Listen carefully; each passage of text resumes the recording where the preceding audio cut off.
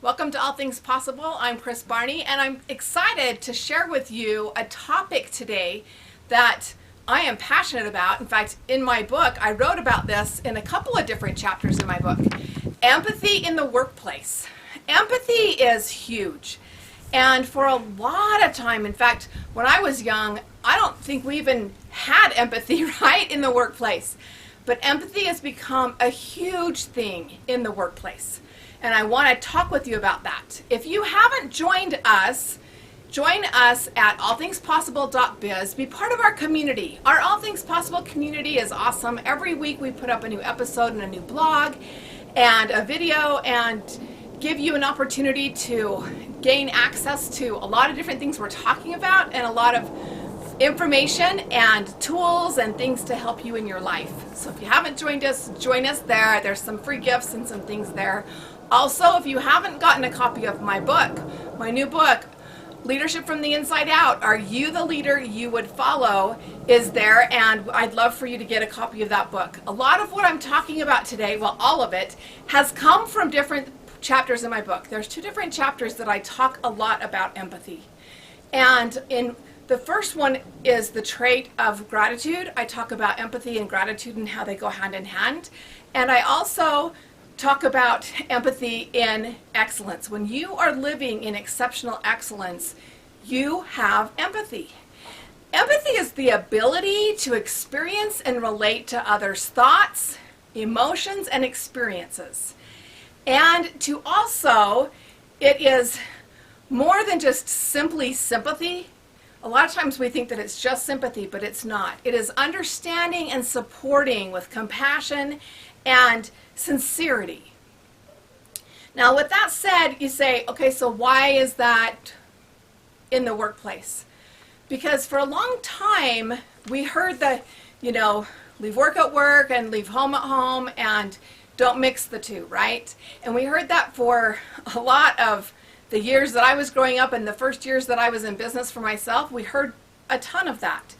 And to a point, there's some things that we can shelf and come back to, but we have to learn how to have empathy.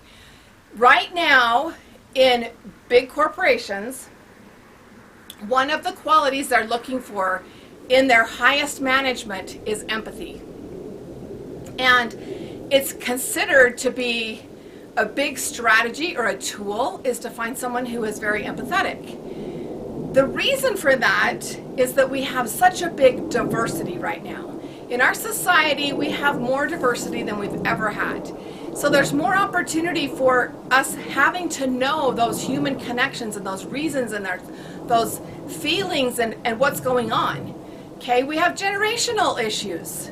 Different generations that have different tendencies, and we have to be able to manage those. And when they are looking to hire management, they are looking for one of the qualities is empathy, to be very empathetic. And it's become a fundamental part of leadership and to be person focused, right? To be able to be focused on people and how they're doing and being able to be involved with them. Having empathy is different than demonstrating empathy. We can have empathy and be sympathetic and feel that way, but when we demonstrate empathy, when we actually show up differently for people, for our teams and for those that we work with, it's totally different for them and for how they feel. When we demonstrate that empathy and that we come across that way, it is so much more powerful. In my book, I have a list of different traits and different ways that I feel empathy can be described. And I'm outside in the wind and it's getting my hair, right? So sorry about that. And I hate to read from a list, but I didn't want to leave things out. So this is a list that I have in my book on the different characteristics that you can find in a person that's demonstrating empathy. First is good listening skills. So much of the time we are thinking of an answer rather than listening, right? A good manager, a good person with good empathy skills is a good listener. Understanding what others are feeling. It's going beyond just being aware of what they're going through. It's also understanding where they're at and how it's affecting them, and how that you can be a better support for that. Able to effectively build and manage others.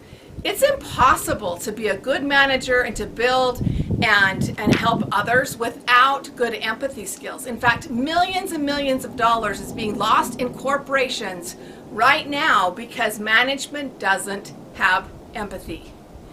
And they're replacing those managers because empathy has become such a valuable skill to attain and to have and to be showing to your teams and your company. We need to show compassion and concern.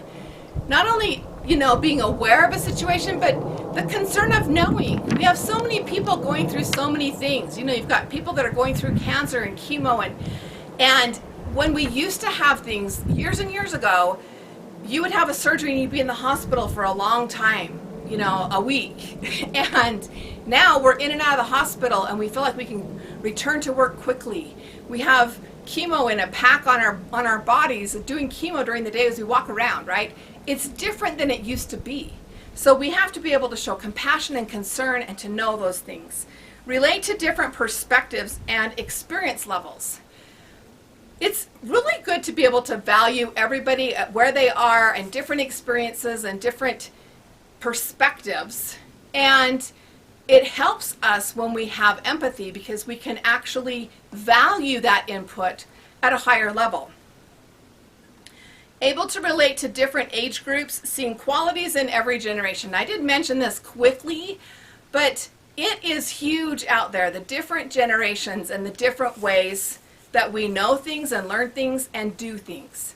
And every generation has its valuable attributes, but we have to have the empathy to be able to blend with those and to see the good and not focus on the negatives or the things that we don't appreciate, right?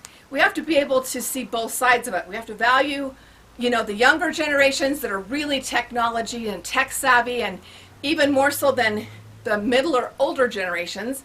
And I don't want to say that as older in ages, but there are different generations and different things and qualities that we see. And we need to be aware of those and how we can bring out the best in those. And empathy helps with that. Increased awareness and perspective of how things affect others. It's one thing, again, to be sympathetic and to be aware, but it's completely different to actually know how things affect people.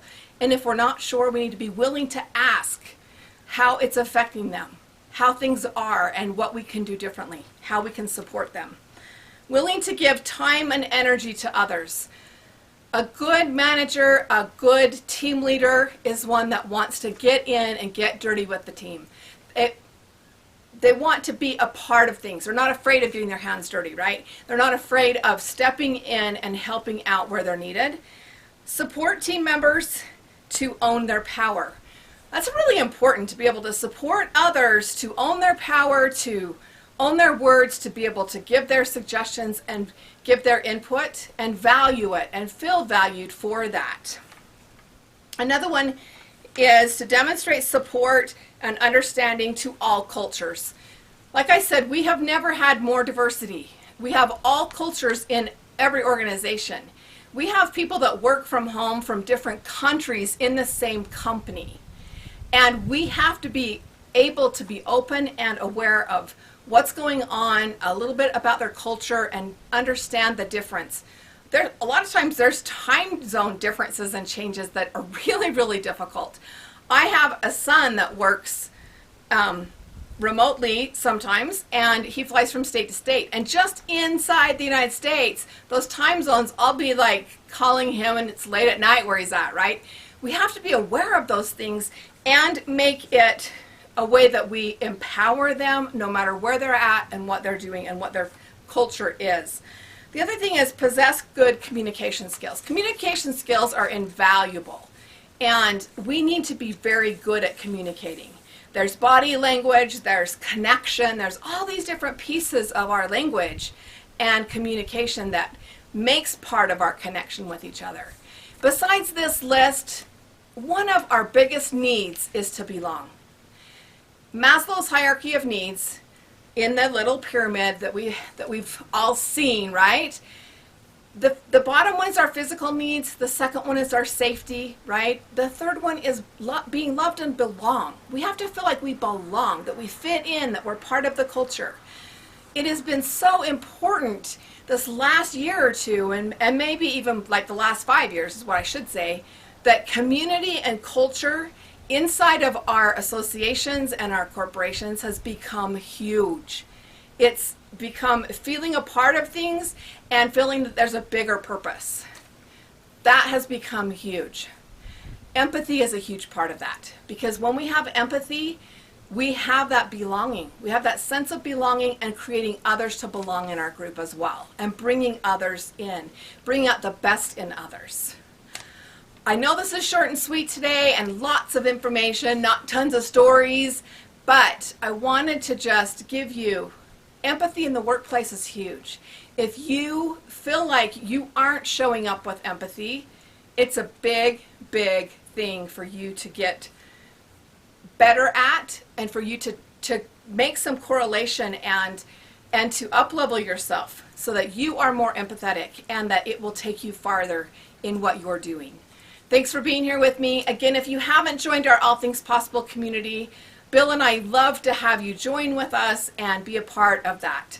So join that at allthingspossible.biz, and we'll see you next time right here on All Things Possible. Bye-bye.